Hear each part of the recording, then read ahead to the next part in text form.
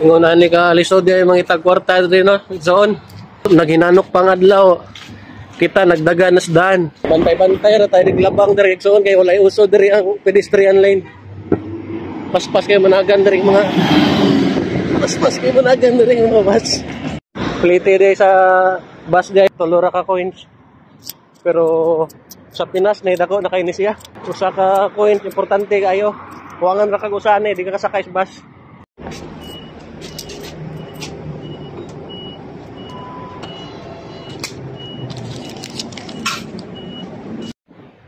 So after 30 minutes sa atong trabahoan. Abi man ako sayo ko naabot na paday masayo pa nako. Para kaming manok. Pinalog kami sa loob. Lumating na kami no, nakakahilo sa loob. Hi, hello. Ito yung Koreano 9 chick. Filipino. Tripol yan, tripol. Tatlong lahi yan. Filipino, Chinese, saka Korean. Agad lang pre. Madulas pre.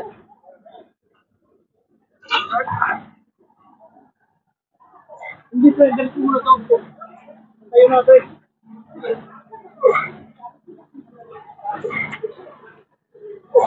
Kaning MDF na kahoy bigsoon ba perting bugata ra ba kayo nya igabot namo diri amon ni gaswat nya among gitawag suga. Obi pod namo itawod sa taas amo sa ning itawod ang suga para ma-check namo kung musiga ba o dili. Nya amo ra ni siyang i-drill dito sa taas. Kining MDF nga kahoy bigsoon bugat-bugat jud ni kaayo. Ang kontra ani niya kay kaning mabasa bitaw mauwanan siya.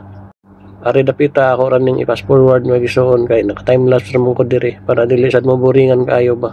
Kinahanglan na mo na itaod dayon kay magsugod naman ang event unya nya magtaod pa mig balloons diri sa taas. So while gigunitan namo ni Victor dia sa ilawom, si Arnel naman nasa taas iyan ang gidrill para mo kubot jud pag-ayo ba.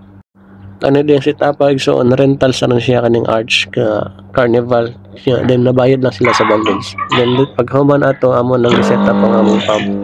So nagsugod na si paring Big og paburot sa balloons tinhidapita. Then since na-check naman nato nga musika naman nito ang suga ato na pod ni siyang tabangan kay para paspas pod na mahuman ani ba. Then natong gibalikan si pare Arnel iyan ang gitauran og 260 na balloons siya lang gitakir kay para naihigot unya kung ato nang ibutang diri ang balloon sa arch.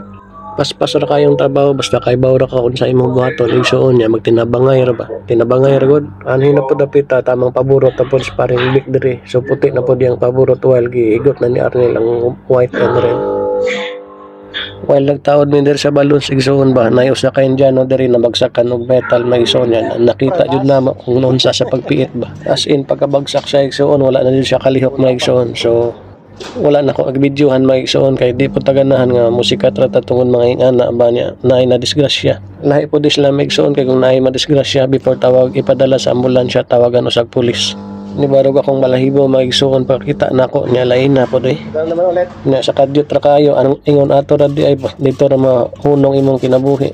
Mao gyud igsuon extra careful ra jud ta and then ampo jud ta permi sa kitas an aron tagaan tiyan niya gabay ba nagyo ta bantay permi. Ang init na.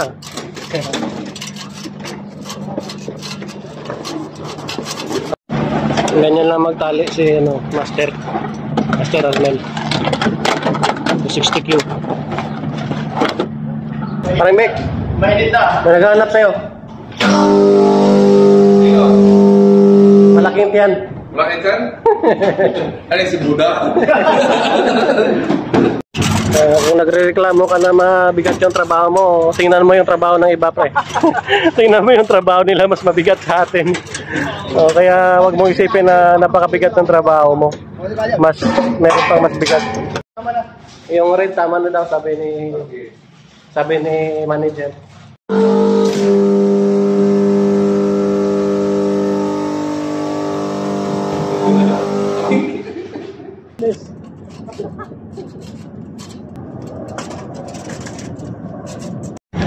So, gamay pang kembot, konting kembot pa zone.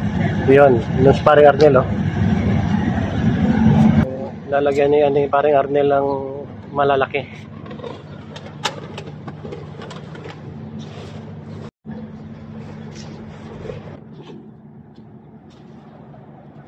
Magaling. Oh, ito, marami